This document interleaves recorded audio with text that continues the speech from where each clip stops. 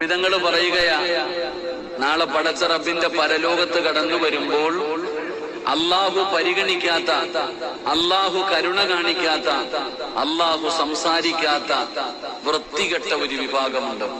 അവരാരെന്നറിയോ? നമ്മൾ വിചാരിക്കും കള്ളുപിടിക്കുന്നവരായിരിക്കും, അല്ലെങ്കിൽ നിസ്കരിക്കാത്തവനായിരിക്കും, അല്ലെങ്കിൽ പരിശുദ്ധിന് നടക്കുന്നവനായിരിക്കും, അല്ലെങ്കിൽ ശിർക്ക് ചെയ്ത് നടക്കുന്നവനായിരിക്കും. നമ്മൾ അങ്ങനെയുള്ളവരെയാ കാണുന്നത്. എങ്കിൽ അവരല്ല. അവര് മാത്രമല്ല, നബിതങ്ങൾ പറയുന്നു, ഭാര്യയും മക്കളും തെറ്റ് ചെയ്യുന്നത് കണ്ടിട്ട് നിനക്കറിയാം അത് തെറ്റാണെന്ന്, നിനക്കറിയാം അത് പാപമാണെന്ന്, ഇത് പാപമാണ് എന്ന് നിനക്ക് നല്ലതുപോലെ അറിയാം.